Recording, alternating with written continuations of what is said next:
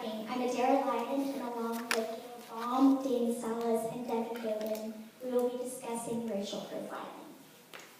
Our research question that we developed was, how have racial groups in today's society impacted the ethics and overall image of government and public officials in the United States? Prior to conducting this research, we as a group thought that racial profiling has negatively affected the government and public officials. So with that, what is racial profiling and what is its effect on society? Racial profiling is the use of an individual's race or ethnicity as a key factor in deciding whether or not to engage in enforcement. All right, the first way in which we all witness racial profiling is within our elected officials. Arizona State Bill 1070 was established in 2010.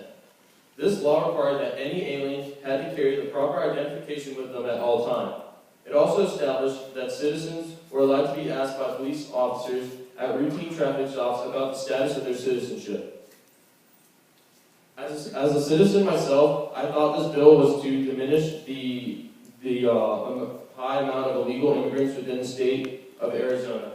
As you can see on the graph, Arizona has a 3% of its population is illegal. And so when this bill was passed, I thought at the time that it was to diminish the amount of illegal immigrants within the state.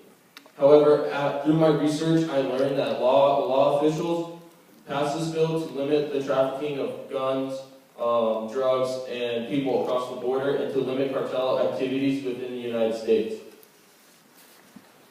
This bill was eventually blocked by the U.S.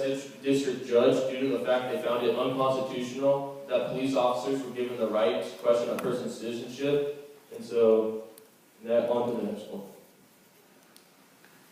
For a country that values security, should racial profiling be allowed in airports? Well, this question was asked to American citizens on debate.org, and 70% of them actually answered that they find it morally and ethically wrong for airport security to judge based off of assumptions. But the U.S. Border Patrol and Airport Security, under the Department of Homeland Security, are actually able to consider religion, national origin, and race while in airports. President Obama agreed with Homeland Security, and he stated in his speech that he believes that being able to racially profile would prevent terrorist attacks, such as 9/11.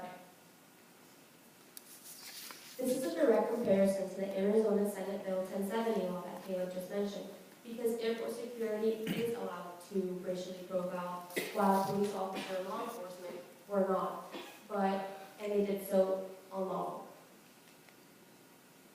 A professor of computer science at University of Texas, William Press, says that racial profiling at airports may be even less effective because it devotes heightened resources to innocent people. This political cartoon that is shown above is drawn by Layla Alcraft, and it is explaining how Homeland Security and airport security view people in airports. It is truly disappointing how they can base these assumptions off the color of one's skin or their ethnicity. As you can see, white people are at the top of the scale, while Arabic are at the bottom. Before this research, I actually thought it was illegal for airport security to racial profile individuals in airports. And it took me by surprise when I learned that it is not. And it makes me wonder if I get racially profiled in my own country's airport for being a minority. Racial profiling has also been displayed as a problem in the police field.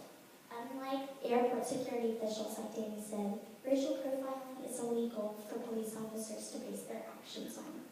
However, this does not stop officers from judging others by the color of their skin. Reddit Hudson, a former police officer, describes an example of racial profiling in the police field in an article that he correlates race in the police. Hudson described about how in 1994 he joined the St. Louis Police Department, and he was floored to find out that a couple of officers ran a website called St. Louis Cop Talk, where officers would often report about their experiences and often refer to anyone of color as a quote-unquote thug. In fact, fact, out of all 1,575 officers involved in reporting excessive force complaints, 879 of those were involved in cases of physical abuse that included fist strikes, throws, chokeholds, baton strikes, and other physical attacks. Why is it necessary for this physical attack on alleged suspects? Unfortunately, these racial views are leading to death among the minority population. On August 9th, 2014 in Ferguson, Missouri, Michael Brown, an unarmed teenager, was shot and killed by Officer Darren Wilson. Wilson had used excessive force and pulled out his weapon and fired multiple rounds of unnecessary bullets, fatally wounding Brown. We not only see this brutality in Michael Brown's case, but also in Amadou Diallo's case, when 4 NYPD officers fired 41 rounds and killed an unarmed Muslim man who, in a poorly lit area, matched its description of a wanted rapist. Prior to conducting this research, I didn't know that police were so brutal with their victims. You hear about it on the news, but you never really research it to its fullest extent. Officers are using race to define suspects for crime, and they're judging others by the color of their skin and not by the content of their character. The right to a fair trial is almost a guiding right in America. A fair trial is where people in pursuit of justice come to uphold the law in an equal and unbiased environment. At least that's what I used to believe in, before conducting research, looking at cases and evidence that proved the contrary. The first trial was the Zimmerman trial, where George Zimmerman, a light-skinned, half-white individual, shot and murdered Trayvon Martin, an African-American. Soon after the shooting, massive controversy, debates, and riots ensued. At the end of the trial, Zimmerman was found innocent of all charges brought against him. On the opposite side of the spectrum, we have Carol Hunt, an African-American 19, who was charged for crimes of rape and murder of a white woman. Hunt spent 19 years in jail for a crime he didn't commit. It took DNA evidence to find his innocence, and he was later released. And then we have Officer Wilson and Michael Brown, a case which they addressed early on. When Wilson was brought in front of a court, a grand jury of 9 Caucasians and 3 African Americans, Wilson was found acquitted of all charges against them. And as you see, it's a charge by Duke University, where a jury of all white people, or Caucasians, find conviction the African Americans higher than that of their counterparts, the Caucasians. But when the jury is added some diversity, such as adding an African American to the jury, the conviction rates are almost similar, with 71% for African Americans and 73% for Caucasians. And so has the right to a fair trial been corrupted by the color of skin or your ethnicity? Or has the same fair trial been corrupted by racial views and prejudice? I'll let the evidence speak for itself. Throughout the entire process of the research, it became evident to my group and I that the solution is to educate not only regular American citizens, but also government officials on accepting people for who they are and looking past their differences. Racial profiling happens in immigration, airport security, police brutality, and in the courtroom like you just saw in our presentation, and needs to be put to an end. As said by Nelson Mandela, no one is born hating another person because of the color of his skin, or his background, or his religion. People must learn to hate, and if they can learn to hate, they can be taught to love, for love comes more naturally to the human heart than its opposite. Thank you.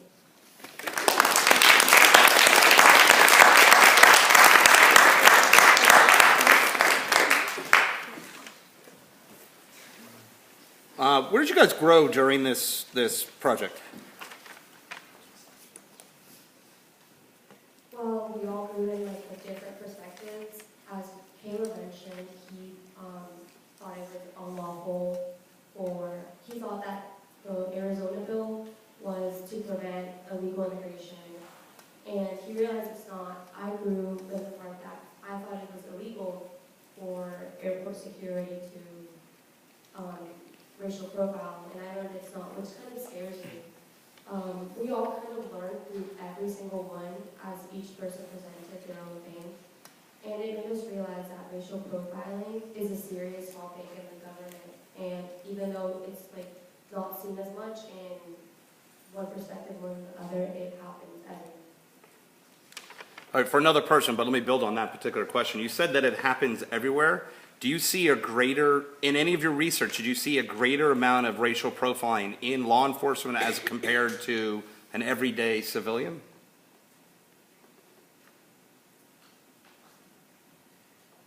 Like, we racially profile, but we're not cops.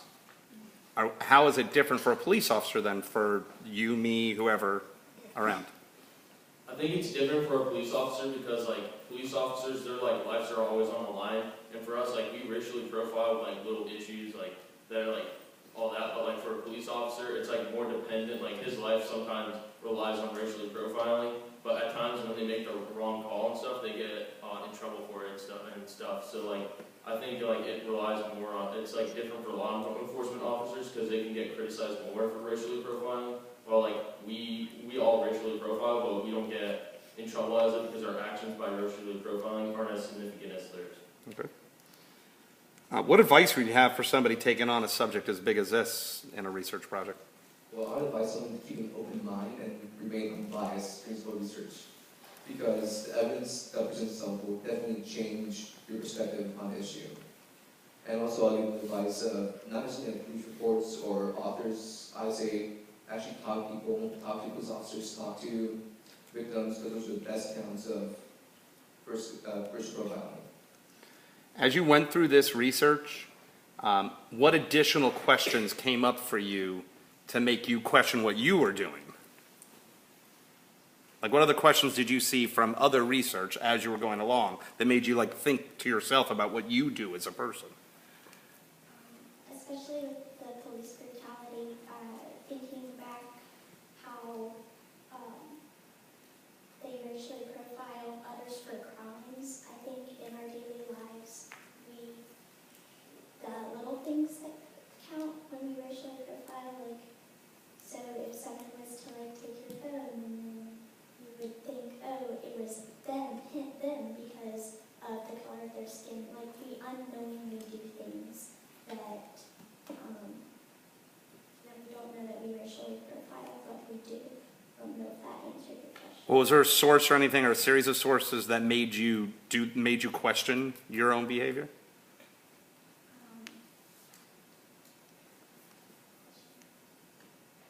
I went back to the police brutality case, questioned my own behavior and what I think and how I think on my feet. So if the police officer is thinking on his feet and he's going to go after someone who is presumed looking like a man, like a certain person, then I'm going to presume. Thank you.